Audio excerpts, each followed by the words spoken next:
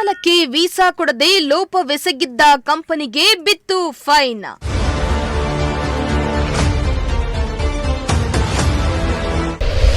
ಪರಿಹಾರ ನೀಡುವಂತೆ ಕಂಪನಿಗೆ ಕನ್ಸ್ಯೂಮರ್ ಕೋರ್ಟ್ ಆದೇಶ.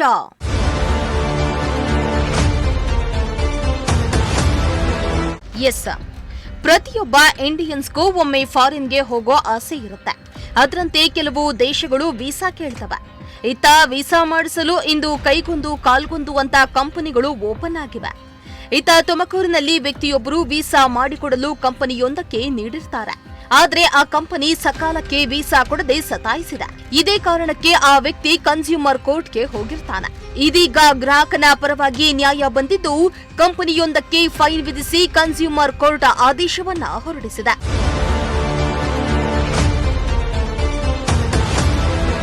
ಹೌದು, ಸಕಾಲಕ್ಕೆ ವೀಸಾ ಕೊಡಿಸದೆ ಸೇವಾ ಲೋಪವೆಸಗಿದ್ದ ಅಟ್ಲೀಸ್ ಇಂಡಿಯಾ ಪ್ರೈವೇಟ್ ಲಿಮಿಟೆಡ್ ಸಂಸ್ಥೆಗೆ ದಂಡ ವಿಧಿಸಿ ಜಿಲ್ಲಾ ಗ್ರಾಹಕರ ವ್ಯಾಜ್ಯಗಳ ಪರಿಹಾರ ಆಯೋಗ ಆದೇಶಿಸಿದೆ.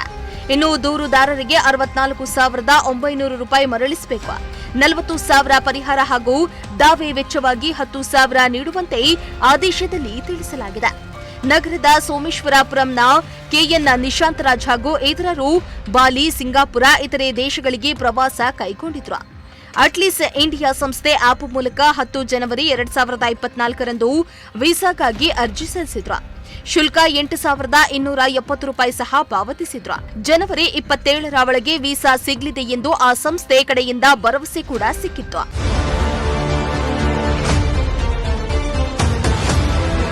ಸಂಸ್ಥೆ ಮನವಿ ಮೇರೆಗೆ ಜನವರಿ 14ರಂದು ಮತ್ತೆ ದಾಖಲೆಗಳನ್ನ ದೂರುದಾರರು ಸಲ್ಲಿಸಿದ್ರು. ಪದೇ ಪದೇ ದಾಖಲೆಗಳನ್ನ ಸಲ್ಲಿಸುವಂತೆ ಹೇಳಿ ದಾಖಲೆ ಪಡೆದುಕೊಳ್ಳಲಾಯಿತೇ ಹೊರತು ವೀಸಾ ಸಿಗಲಿಲ್ಲ. ನಂತರ ಸಂಸ್ಥೆ ಕಡೆಯಿಂದ ಯಾವುದೇ ಮಾಹಿತಿ ಲಭ್ಯ ಆಗಲಿಲ್ಲ. ಮತ್ತೊಮ್ಮೆ ಜನವರಿ 28ರಂದು ದಾಖಲೆ ಸಲ್ಲಿಸುವಂತೆ ಸಂಸ್ಥೆ ಸಿಬ್ಬಂದಿ ದೂರವಾಣಿ ಕರೆ ಮಾಡಿ ತಿಳಿಸಿದ್ರು. ಆಗಲೂ ಸಹ ದಾಖಲೆಯನ್ನ ಸಲ್ಲಿಸಲಾಗಿದೆ. ಕೊನೆಗೂ ವೀಸಾ ಸಿಕ್ಕಿಲ್ಲ. ದೂರುದಾರರು ಕರೆ ಮಾಡಿ ವಿಚಾರಿಸಿದ್ರೂ ಸ್ಪಂದಿಸಿಲ್ಲ. ಯಾವುದೇ ಮಾಹಿತಿ ಲಭ್ಯ ಆಗಿಲ್ಲ.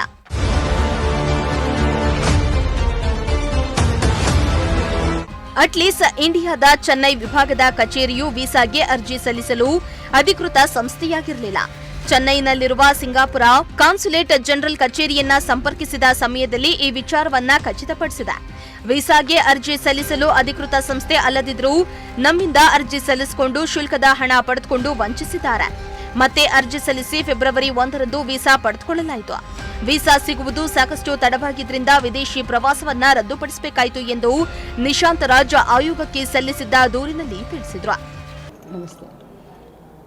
ನಾವಿಲ್ಲಿ ತುಮಕೂರಿನಲ್ಲಿ ಜಿಲ್ಲಾ ಗ್ರಾಹಕರ ವ್ಯಾಜ್ಯಗಳ ಪರಿಹಾರ ಆಯೋಗದಲ್ಲಿ ಸದಸ್ಯೆಯಾಗಿ ಕೆಲಸ ಮಾಡ್ತಿದ್ದೀನಿ. ಇಲ್ಲಿ ಗ್ರಾಹಕರ ಒಂದು ಕುಂದುಕೊರತೆಗಳನ್ನು ಆಲಿಸುವಂಥದ್ದು ಮತ್ತು ಅವರಿಗಾದಂತಹ ಸೇವಾ ನ್ಯೂನತೆಗಳ ಬಗ್ಗೆ ಪರಿಹಾರ ಕೊಡುವಂಥದ್ದು ಮತ್ತು ಅನುಚಿತ ವ್ಯಾಪಾರಗಳ ಒಂದು ವಿಷಯಗಳ ಕುರಿತಾಗಿಯೂ ಇಲ್ಲಿ ಅನೇಕ ಪ್ರಕರಣಗಳ ದಾಖಲಿಸ್ತಾ ಇರ್ತಾರೆ. ಅದೇ ರೀತಿ ಈ ಒಂದು ಪ್ರಕರಣ ದಾಖಲಾಗಿದೆ. 50,000 ದಂಡ ಹಾಕೋದು ಅದ್ರ ಬಗ್ಗೆ ಹೇಳಿದ್ರೆ ಯಾವ ರೀತಿ ಪ್ರಕರಣ ಏನಾಗಿತ್ತು? ಇಲ್ಲಿ ಒಂದು ವೀಸಾವನ್ನು ತಗೊಳ್ಳುವಂಥ ಒಂದು ಪ್ರಕ್ರಿಯೆ. ಅದರಲ್ಲಿ ಒಬ್ಬರು ದೂರುದಾರರು ವೀಸಾಕ್ಕಾಗಿ ಅಪ್ಲಿಕೇಶನ್ ಹಾಕಿರ್ತಾರೆ. ಜನವರಿ 10ನೇ ತಾರೀಕು 2024ರೊಳಗೆ ಅವರು ಒಂದು ಅಪ್ಲಿಕೇಶನನ್ನು ಒಂದು ಕಂಪನಿಗೆ ಕೊಟ್ಟಿರ್ತಾರೆ ವೀಸಾ ಪಡೀಲಿಕ್ಕೆ. ಆದರೆ ಅವರು 4 ದಿನದಲ್ಲೇ ಕೊಡುವಂಥ ವೀಸಾವನ್ನು 27ನೇ ತಾರೀಕು ಜನವರಿ 27 ಆದ್ರೂ ಅವರು ವೀಸಾವನ್ನು ಕೊಟ್ಟಿರಲ್ಲ. ಆವಾಗ ಇವರು ಮತ್ತೆ ಸಂಬಂಧಪಟ್ಟಂಥ ಎಂಬೆಸಿಗೆ ಕೇಳ್ಕೊಂಡಾಗ ಅದು ನಮ್ಮ ಅನ್ಆಥರೈಸ್ಡ್ ಆದಂಥ ಒಂದು ಕಂಪ್ನಿ ಇದೆ, ನೀವು ಮತ್ತೊಂದು ಸರಿ ಇದನ್ನು ಮಾಡಿ ಅಪ್ಲೈ ಮಾಡಿರಿ ಅಂದಾಗ ಇವರು ಮತ್ತೊಂದು ಸರಿ ಅದನ್ನು ವೀಸಾಕ್ಕಾಗಿ ಅಪ್ಲೈ ಮಾಡಿ ತೊಗೊಳ್ತಾರೆ. ಹಾಗಾಗಿ ಯಾರು ಅನ್ಆಥರೈಸ್ಡ್ ಆಗಿ ಅವ್ರಿಗೆ ವೀಸಾ ಕೊಡ್ತೀವಿ ಅಂತ ಪ್ರಾಮಿಸ್ ಮಾಡಿದ್ರು ಆ ಕಂಪನಿಯ ಮೇಲೆ ಇವರು ಕೇಸನ್ನು ದಾಖಲು ಮಾಡಿರ್ತಾರೆ.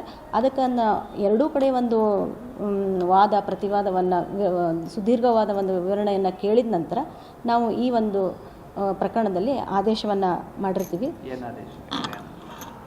ಇನ್ನು ಅಟ್ಲೀಸ್ ಇಂಡಿಯಾ ಸಂಸ್ಥೆಯು ವೀಸಾ ವಿತರಿಸುವ ಅಧಿಕೃತ ಸಂಸ್ಥೆಯಲ್ಲ.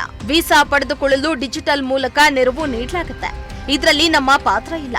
ನಮ್ಮ ಕಡೆಯಿಂದ ಯಾವುದೇ ರೀತಿಯಲ್ಲಿಯೂ ಲೋಪವಾಗಿಲ್ಲ ಎಂದು ಸಂಸ್ಥೆ ವಾದಿಸಿತು.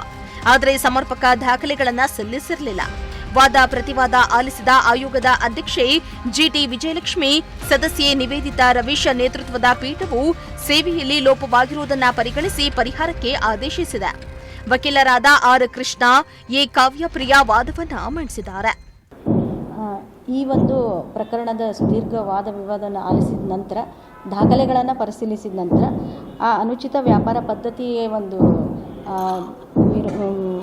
ಅನುಸರಿಸಿ ಅವರೇನು ದೂರುದಾರರು ಇವರನ್ನು ನಂಬಿಕೊಂಡು ಏನು ಟಿಕೆಟನ್ನು ಬುಕ್ ಮಾಡ್ಕೊಂಡಿದ್ರು, ಆ ಟಿಕೆಟ್ ಬುಕ್ ಮಾಡಿಕೊಂಡಂತಹ 64,000 ರೂಪಾಯಿಯನ್ನು ದೂರುದಾರರಿಗೆ ಮರಳಿಸಿ ಕೊಡಬೇಕು.